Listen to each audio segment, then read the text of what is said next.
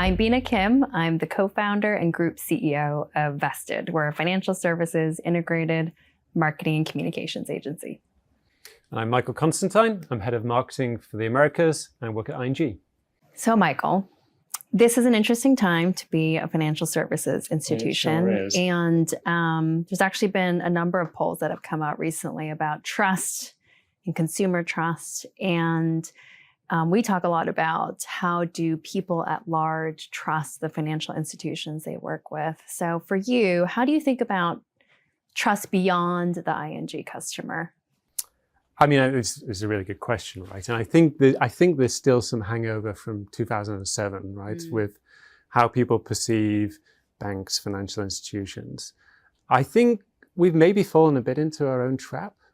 We, as marketers, we've gotten very good at being super focused, right? We're efficient spend. We'll go after the customers. We'll do all this very targeted marketing approach. But actually, we have a wider audience, right, as well, like that we touch. So for ING in the Americas, we're a wholesale bank business. But obviously, we're part of this wider ING ecosystem that has retail, Australia, all across Europe. And actually, they don't see the difference, right? So I think we have a bit of that trap of B2B and B2C. And actually, at the end of the day, everything is business to customer. So I think at times we need to maybe take a step back and think about how the everyday consumer thinking about these global brands. Yes, on the retail side, they're maybe thinking about their mortgage payments and debit cards and all the rest of it. But there's also implicitly the rest of the things that, say, for ING does, what we finance in the Americas, and a lot of really positive stuff there as well, right? Impacting positive change, creating jobs, helping with energy transition that I think the consumer at the end of the day is smart, right? Yes, totally. And I think we shouldn't downplay their interest or segment it because of our own divisions, how we're structured, or being super focused. So I think as financial institutions, there's more we could do to show actually the positive role that finance has to play in society. So there's a lot happening in the world at large. And in this environment, I've been having a lot of conversations with different brands about purpose. Yeah. And how purpose still rings true, even in an environment like this. So how are you thinking about purpose when it comes to ING?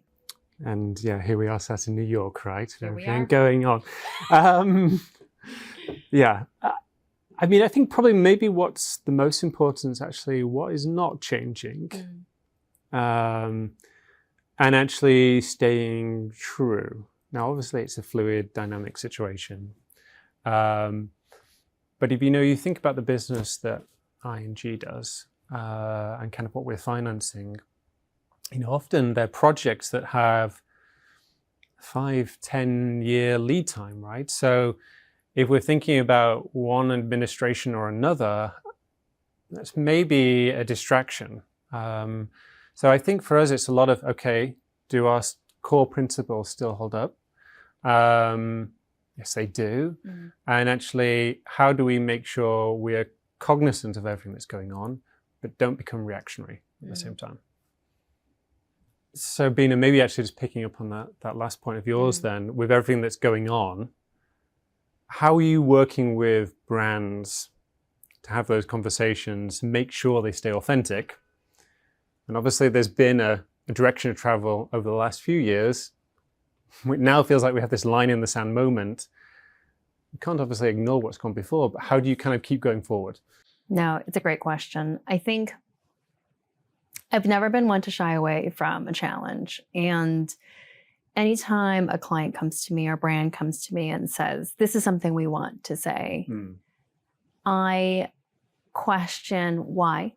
So why do you want to do this? Yeah. So sometimes it's as simple as a campaign, it's content, it's a post, it's something that the executive wants to communicate. And I always make sure that there is a why behind whatever it is that they want to do, but also that the why is followed by action.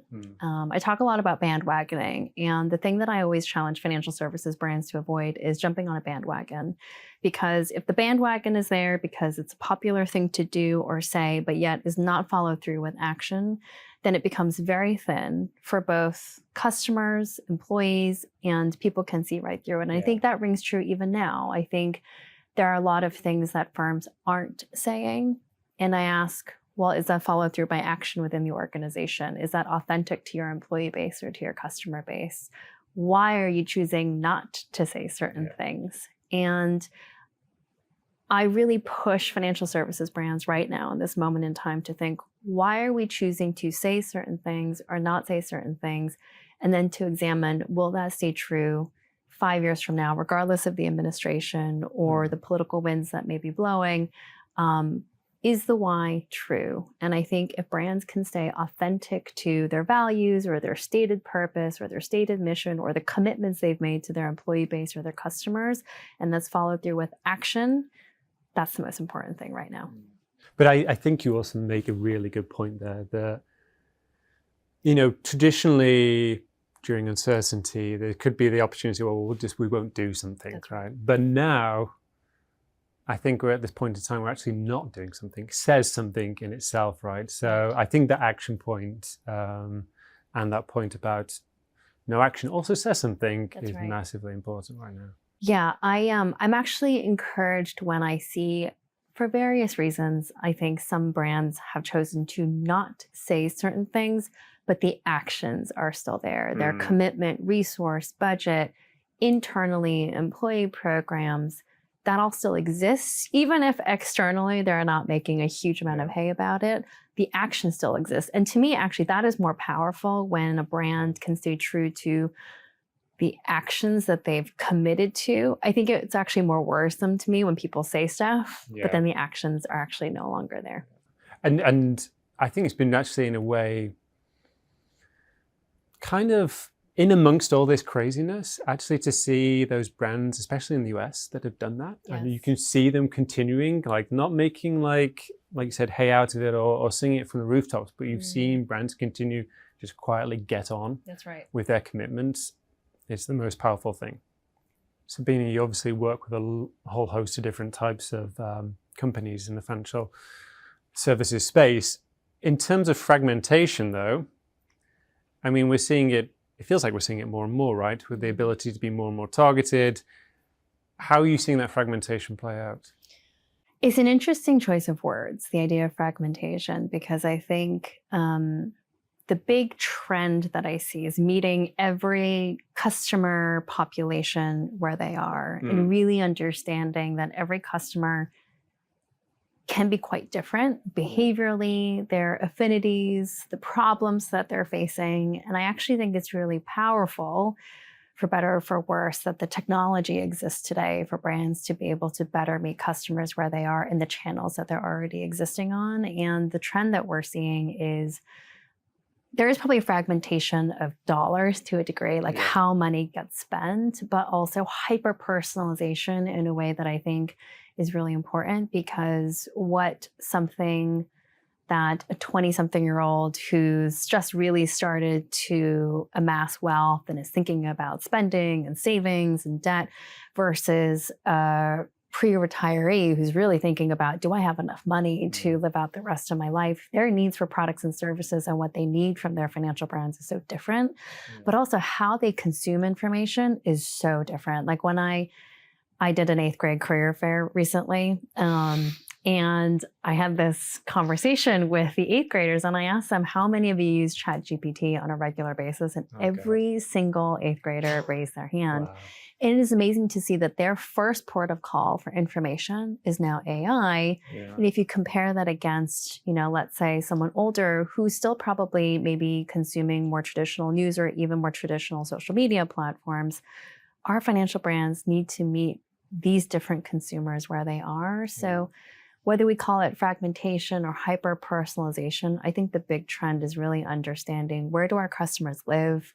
What information do they need? And how do we meet each of them where they are at the moment in time in which they need us? Which I think it's an exciting time for marketers, but also incredibly challenging because we have to think also from a content standpoint, how do we create so many different types of platforms and messages that can meet these populations where they are? But I think maybe a thought just kind of following on that is like, the risk of not getting that right, and actually coming across or delivering the wrong message at the wrong time, or kind of speaking in a way that disengages that audience, right? And then there's also that fear of, someone described it to me the other day, of like digital detritus, right? You're just kind of putting all this out there, and in a way you're just creating white noise for yourself. So no, I think better or worse, I think better, right? The technology can kind of help us hopefully hit the nail on the target. That's right. And I think it's sort of, like I say, the relationship you have with Netflix or another platform that really gets to know you and your needs and the types of content that you like to watch, or even YouTube being able to surface up content that they know you're going to want to engage with. Same thing of, we always say, like, what does your Instagram feed say about you? I do think what's lovely about that is actually the opportunity for financial brands to build better relationships with their customers, because I think too often consumers feel like, oh, that's not for me.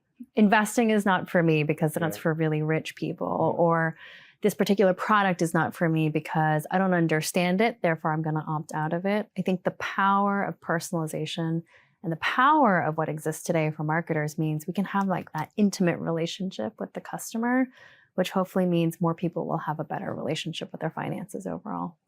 Michael, it's been almost 20 years. It's staggering, right? It was, I'm like, it's a pre-Chat GPT, probably pre all sorts of social media platforms environment. We didn't even have iPhones. We didn't even have iPhones. I remember that time? I can't. Our careers are changing. Yeah. Which is why this conversation is going to keep being so much fun. And now we're talking about 8th graders. And now we're talking about 8th graders. So cheers to many more.